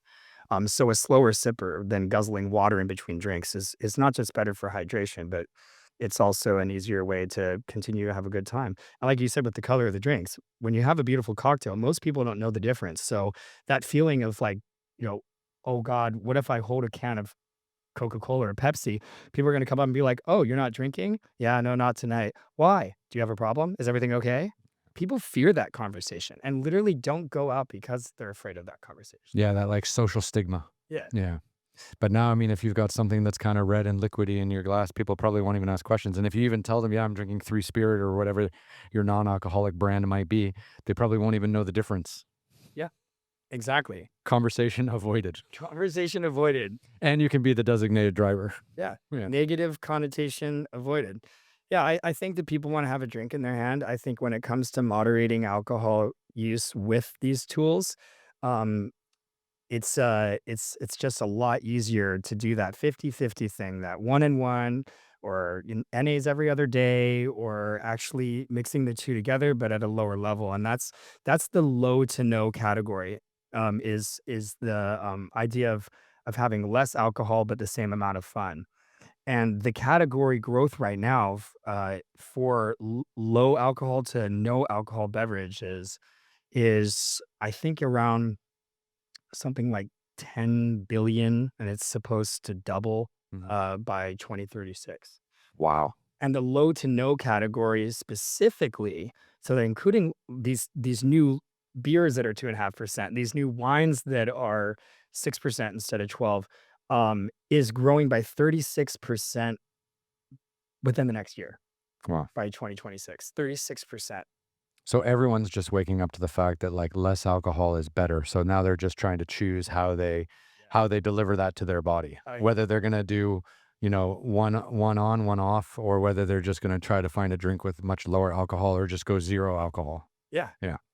I love the feel I love feeling good. After a while, alcohol always made me feel kind of like a heavy kind of burn in my stomach and a little bit of awkwardness and a little bit of anxiety. And I never really liked that. You have good nights and bad nights without not all nights with alcohol are always good for everybody ever. That's one thing Very I true. think everybody can agree with. Yeah. But what's really, really cool and really, really exciting and lovely about functional non-alcoholic beverages is the fact that you can drink it any time of day, any day of the week, guilt-free, Mhm. even when you're driving if you wanted to. I mean, like, I wouldn't suggest it because if it looks like alcohol, you could get pulled over, and when they look at it and see it's not alcohol, you're not gonna get, a DUI or whatever, but you can make yourself, a drink, and make yourself a cocktail and put it in, like, your Yeti cup or whatever, Yeah, I got it and right here. yeah, there you Yeah, go, there you go. and you can take that right there, you can take that to work Yeah. and drink it while you're working. You can put that in your car and drink it while you're driving. You can grab that flask and take it, whatever, somewhere, to the park or to whatever and have it out. It's a great revolution for being able to drink in public. It's absolutely 100% legal to drink these drinks in public anywhere you go. Inside or outside from, you know, even in some cases from bar to bar, depending on where you're going. Like if you're in New Orleans, they bring alcohol from bar to bar. They let you do that. Right. Yeah. Yeah. So, I Drinking mean, on the street's fun. yeah. But I just think that my biggest concern is that it's gonna take too long to save some of these people's lives out there, to prevent some people that might do something horrible from doing it because they thought I mean, I don't think that inherently all people are evil and want to do bad things, but I think that there's a part of people that are capable of that, and alcohol just sings along with it, Amplifies it. just amplifies it. Yeah. When you're looking at this huge percentage of people that were under the influence of drugs or alcohol when these things happen. Mhm. For me, like I'm still in the entertainment industry. I guess I still make television shows and stuff like that. And for me, I Great really television shows, I love them. thank you. But I was always like, I'm gonna work really fucking hard all day long, go to the gym, like do everything I need to do. And then there'll be a time of day, whether it's 5 p.m., 7 p.m., 8 p.m., whatever, where I'm gonna like, you know, kick my shoes off, put my feet up on the table or my desk or whatever, Right. and have a cocktail, and that's going to be like my way of winding down the evening.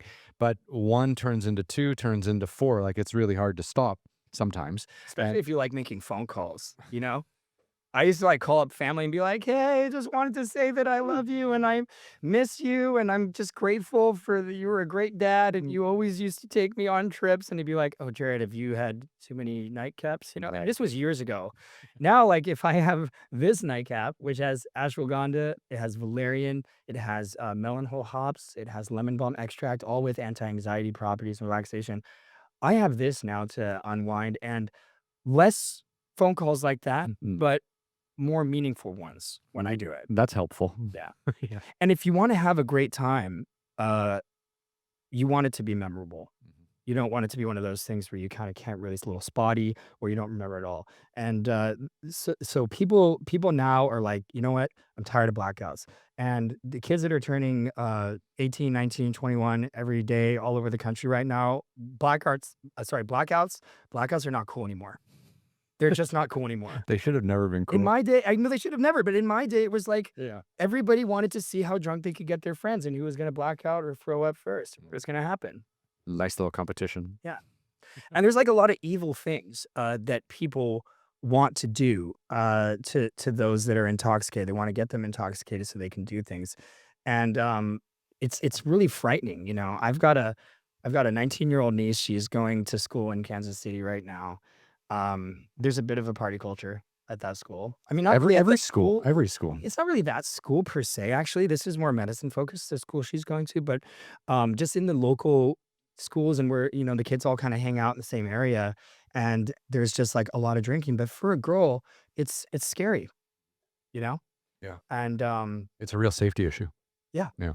yeah. And can like because you and I are almost the same age. I'm a little older than you, but like the messiest I ever was when I was in university, we were drinking alcohol a lot. But we were lucky because there were no cameras on your mobile phones, and no one really had mobile phones back in the day either. Right. And if you did, you just had one of those little Nokia bricks without a camera. So like we got through, or at least for me, I got through the messiest bit of my, alcoholic beverage life Without any proof of it. without any proof of it. Luckily, luckily. Yeah. Yeah, I mean, people wanna make less mistakes. I don't think that people wanna fight. I always say one quick, uh, like, kind of one idea that I pitch, especially when I'm talking to consumers, is I say, um, there's really no real fighting, breaking up, throwing up, calling in sick, showing up late, missing opportunities, and hurting yourself or others beyond repair. So all of that sounds good, right? Yeah. And knowing that you don't have to worry about those things is also a bit of a high. Yeah. I'm drinking something I can have whenever I want, no matter where I am, Mhm. and it's good for me, and it makes me feel good, and I'm not gonna do stupid shit. Imagine we live in a world, this is like a little Black Mirror-ish if you've ever watched that show I on love that yeah. shit. Yeah. But imagine, like, we live in a world where, because like, we all wanna see like, in order for behavior to really change, we all kind of need to be incentivized. I think so. Yeah. So imagine a world where, for example, Three Spirit, you get a case of Three Spirit sent to your home every month. So, six Livener, six Social, six Nightcap, whatever, 18 bottles. And if you finish all 18 bottles and you somehow prove it, you have lower health insurance, better deductibles. You have lower car insurance, better deductibles, Of course. and because all of this is actually helping your health and reducing the risk of a car accident, basically. Mhm. And if you could actually get incentivized for doing this, then I think people would jump on board so quickly. But right now, the incentivizing factor is you having to track your own health metrics, or you just having to track your own feelings, Right. which is hard to monetize or hard to quantify. But if you could actually get a reduction in healthcare costs or in car insurance or something like that, and really make it like a difference, show people the financial difference of not drinking alcohol versus something like this, I think that would be a huge game changer. Oh, absolutely. Absolutely, that would be a massive game changer. And so, I mean, that's why from a policy point of view, I think that, it's important for politicians to get involved with this. But as far as, like, the insurance risks go, um, any kind of insurance company that can create a collaboration with one of these companies and somehow verify the consumption, most people aren't gonna spend this much money on something and just let it go bad and not drink it. So, if you see a residual subscription happening, I agree that it would be a great risk mitigator for I used to have an insurance license. You've done everything. Yeah, yeah, I know, everything, literally. It's like, "Jared, pick one thing and Yeah. just do it." Yeah. My mom's a real reason why I got into this, I'm trying to prevent that from happening to people. I don't want anyone to have to ever, lose their mom at 64, have, her get sick at 50. It's just an absolute tragedy. But the reality is that um, a risk mitigation for insurance companies, I can tell you, after I got out of the mortgage business and got into insurance, I learned a lot about it.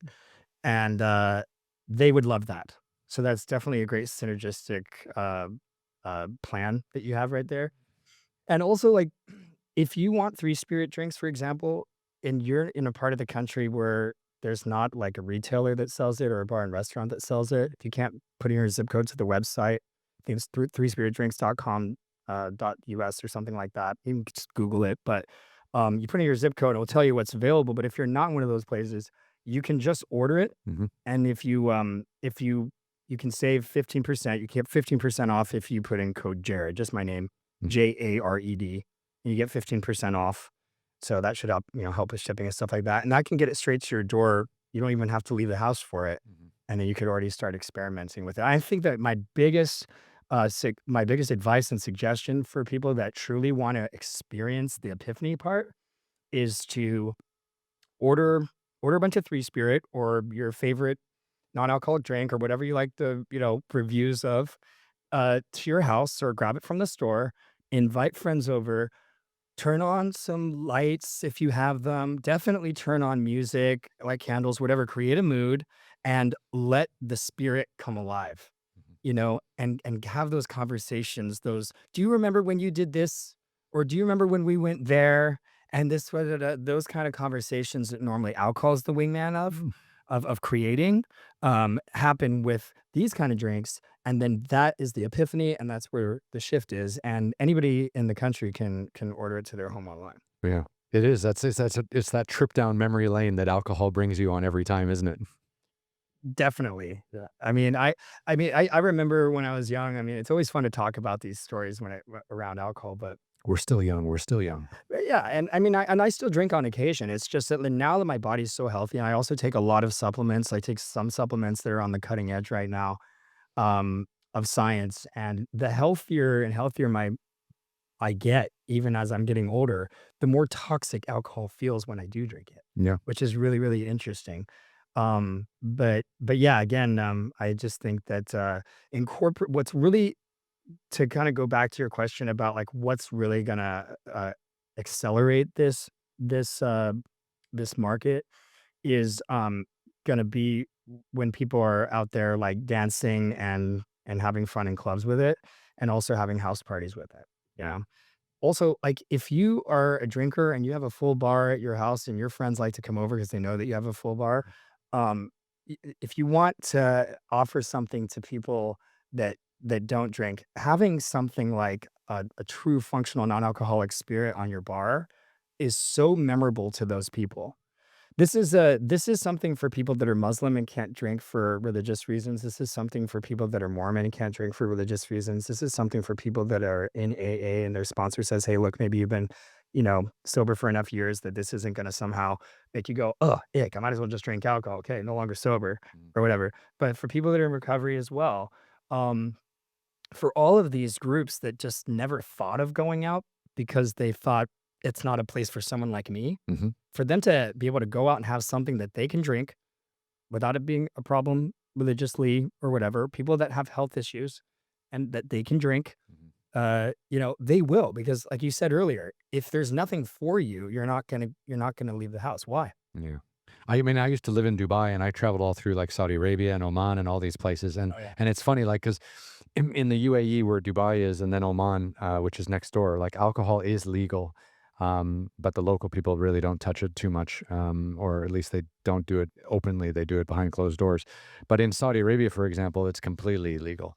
And Oh it, wow. yeah, and it's funny because, like, when I went to Saudi Arabia, I rented a car and drove all around the country because I really wanted to like be on the ground and talk to people and figure out like what was actually going on in the country. Because when you read the news and everyone gets all overly political, the real message kind of gets lost. So I just wanted to go and like see it for myself.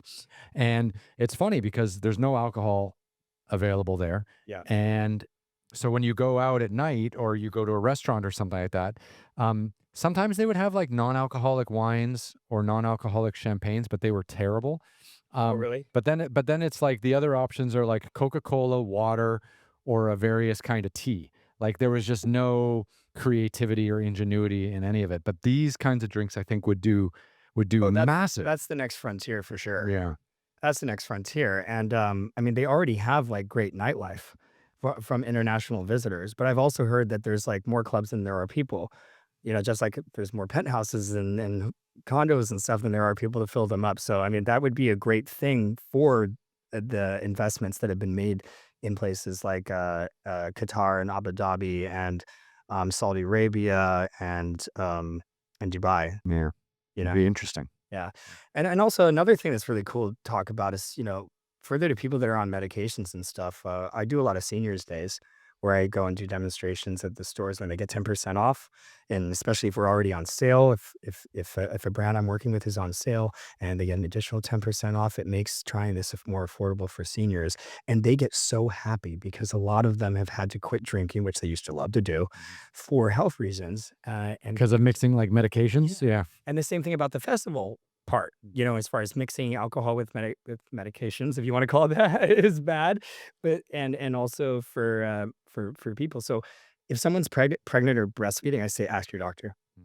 If somebody is really old and on medications and has questions, I would say ask your doctor. Mm. But you can get away with tasting a little bit, as long as you're not allergic to anything in it. And if you like that, then here's some information. Talk to your doctor about it. If they say, yeah, then go ahead and order some or come back to the store and grab some for yourself. And I had people come up to me literally every week, Ryan, older people, and they go, thank you so much for showing me this because now I'm throwing cocktail parties with my friends again. And I haven't done that in 10, 15 years. Yeah.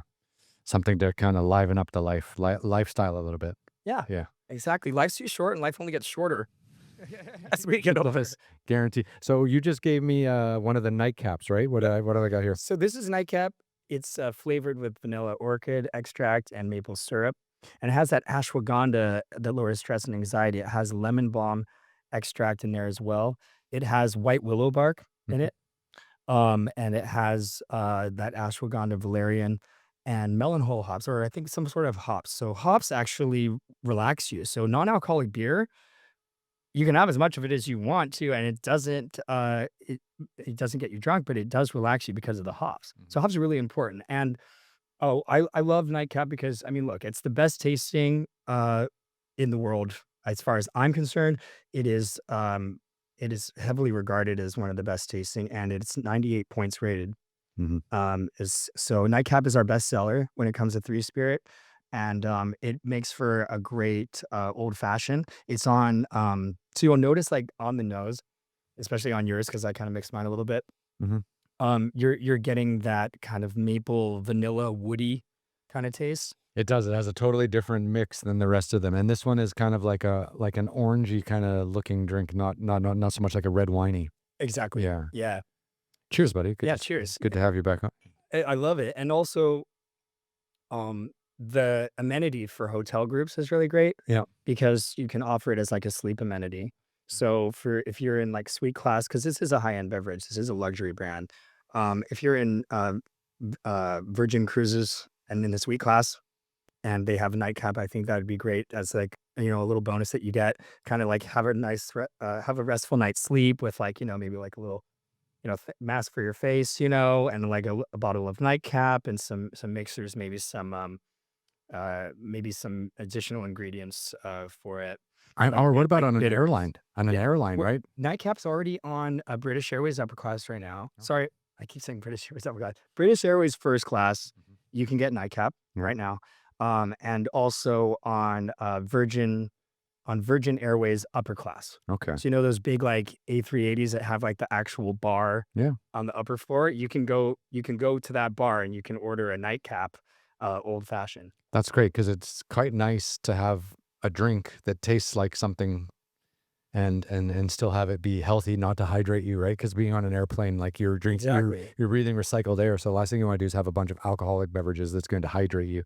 And then when you land, you feel like shit. Because I fly all the time, and Okay. like having something like this that's tasty, but also has a bit of a like Yeah. a vitamin kick to it almost. Yeah, it has that habanero in there, so a little bit of that pepper spice. There's a great client of mine, that's, a private suite, with its own TSA. It's called Private Suite Reserve, a reserve private suite in LAX. And, they had Three Spirit on the menu for a time. I think they're gonna put it back on there, but they had it as, something to help you relax before your flight was a nightcap. And Genius. yeah, Yeah. 100%. And it does really well as an old fashioned. That's really the key serve. There's other things you can do with it, but all you need is, orange peel, bitters. You could have bitters with alcohol or bitters with the alcohol taken out. All the bitters is a really good brand that I like a lot. And that's it. Just the bitters, ice, orange slice. You've got a really delicious old fashioned on your hand, and it does help you unwind. Yeah. All the ingredients, feel free to just take a look at those ingredients online and to read about them, and you'll see that the benefits that they have, especially when you're combining as many of them as they do, Mhm. are really great.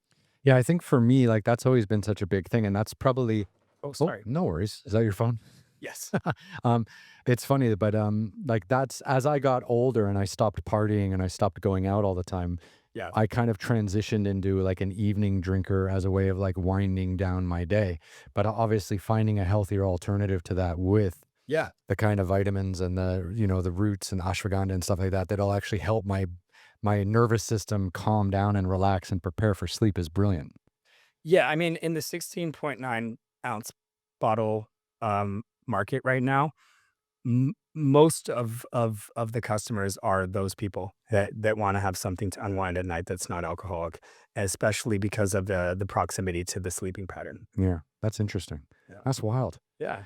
So look, as we wind this down, is there anything that you want to say before we kind of sign off? Anything that you've come across in your time of working in the non-alcoholic beverage world that you can share that we haven't hit on yet?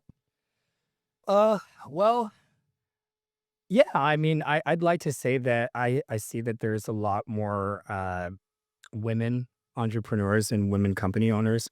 Um, Three Spirit is, 2/3 woman-owned between, Tati and Mita.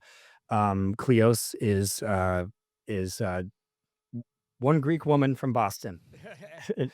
And, I like to see more women getting into the beverage world because I feel like for a long time there was quite, the glass ceiling. It's sort of like a male dominated world, especially in the alcohol world. Um, and so in this space, I see more women out there. And I think there's a gentler care and concern for overall well being that's kind of woven throughout the policies and the procedures and the mission. Mhm. The mission to give people better days, Yeah. better next days. And yeah, to care about people, that's really where the heart comes into this wonderful category that we see growing so fast. And I've seen a lot of that. I've been really lucky and grateful to work with the women that I've had an opportunity to work with so far. And also just within the LGBT community, there's a lot of alcoholism. There's a lot of drug use. Usually it's because of like the people's upbringing and stuff. Mhm. Most people that are in LA are not from LA necessarily by birth. And there's a lot of partying and a lot of this idea that, you have to drink in order to get the courage to meet people. You have to drink in order to do this or to do that or to express yourself and whatever. And I see, as a member of that community, I see that community benefiting and turning to these alternatives in record numbers. And being somebody that's lost a lot of friends to overdoses and stuff like that, I'm really, really happy to see that it's happening, you know? And, and, uh, and more and more of these bars are picking up, these alternative drinks that make gorgeous cocktails that are very, very fancy and also good for you. And another thing that I've seen is and that I love is that this isn't just a short-term, um instant gratification kind of feeling. If you wanna call it like a high on health, you can. It's not just short term. Actually, the more you drink for longer, the better you are. Mhm. If you have a lot today, you're gonna feel even better tomorrow. So this is a complete reversal on the implications of alcohol. It's a complete reversal. Mhm. The fact that you can feel even better if you have too much, I think, I don't think there's anything I don't think there's any such thing as too much. I think that your body knows if you're starting to have, like, too much of a drink, any drink, and if you don't feel comfortable, you should just stop. But I definitely love the fact that people are gonna be getting along better. I I would probably end by saying, like, the fighting and the breaking up of people is the most visual thing that anybody sees when it Mm. comes to alcohol abuse. Mhm. Anybody can take a look around almost anywhere and see it. And to know that the more people that grab onto these drinks and start to enjoy them in the way that they're designed to be enjoyed could potentially see less of that happening is it's a beautiful mission. It is, right? Just Yeah. just cut out the violence, cut out the unnecessary death, and cut out the unnecessary destruction of people's health. Yeah, absolutely. And also compete with allegations that certain social groups or immigrants are the cause of crime and all these different um, forms of crime and stuff like that. Uh, Look, dude, alcohol is the biggest problem overall, and it's right here with people that were born in this country. Yeah. Interesting take. So if you want to cut back on that crime and you want to cut back on it fast, you don't have to even create a law that says that you legally are required to have, X amount of non-alcoholic options on a menu in order to get a liquor license. But you just simply have to start talking about it and make it cool. And make it available. Yeah, make it available and make it cool. When you have that kind of powerful influence, Mhm. people will listen and it makes a huge difference. Yeah. Yeah. Brilliant. Well, Jared, thank you so much for coming on the show. Yeah, And thanks for bringing some drinks, and cheers to you. thank you. And yeah, please come back anytime. Let's just go up here to so people can see we're in the same room, Yeah. and we'll cheers it out one All last right. time. All right. I'm having the nightcap. Let's Cheers. go. Nightcap. All right. Yeah, thank you so much, Ryan, for having me on the show, and I hope to be on your show again and share more of my adventures, and hopefully you can share more of your adventures with me and just keep doing what you're doing. I'm a huge fan. You're one of the greatest adventurers. Thank you. Thank you. We'll get you on next time for sure. All right, sounds great. We fade to black.